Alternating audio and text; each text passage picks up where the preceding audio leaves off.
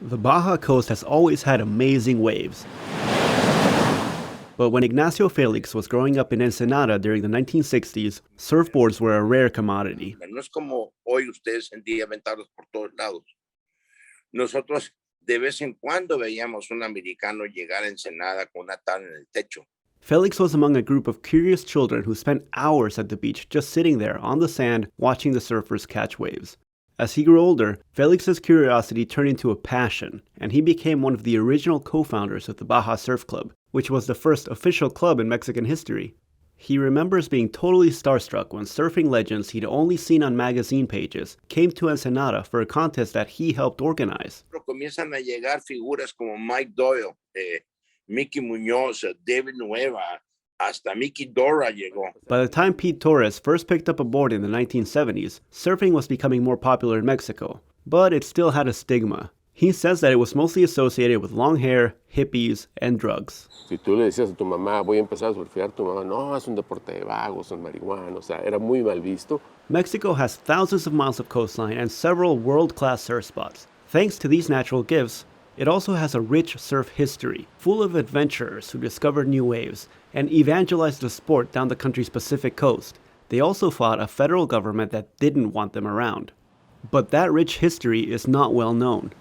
Torres and Jesus Salazar are trying to change that.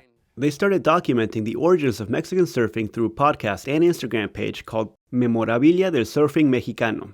And that's like the main objective, like to talk about surfing culture, Mexican surfing culture, and to start to give it an identity to Mexican surf, because there is none.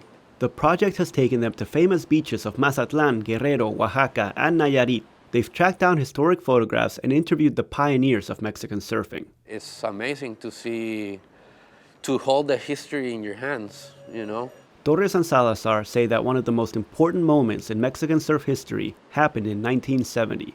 Felix and other members of the Baja Surf Club performed well at the 1968 World Championships in Puerto Rico. They put on a bid to host the tournament in 1970. Against all odds, they were awarded the bid ahead of surfing heavyweights like Australia and South Africa. Felix says nobody expected them to actually get the World Championship. The governor of Baja California and the mayor of Ensenada just couldn't believe it. La cara de ellos fue que, caray, como que nos apoyaron creyendo que éramos, unos chamacos que estaban medio locos, que no íbamos a traer nada, y de pronto aquí está el mundial. Órale. The event was going to put Mexican surfing on the map, but the cultural upheaval of the late 1960s was in full swing. Woodstock had just made international headlines. The Mexican government wasn't interested in a south-of-the-border version of that chaotic scene, so they canceled the contest. Pero el gobierno mexicano dijo, no queremos que Ensenada se convierta en un lugar en donde los hippies de California vengan y lo adopten. But that decision derailed the development of competitive surfing in Mexico. Mexican surfers would not go to another world championship until 1988, the year Torres was on the team. Salazar says that it's very important for those who lived the history to tell their own stories. Americans have come a lot and they make all kinds of stories about surfing in Mexico, and they tell very little about Mexicans. And we feel it's important to get stories about Mexicans out there. And their efforts are starting to pay off.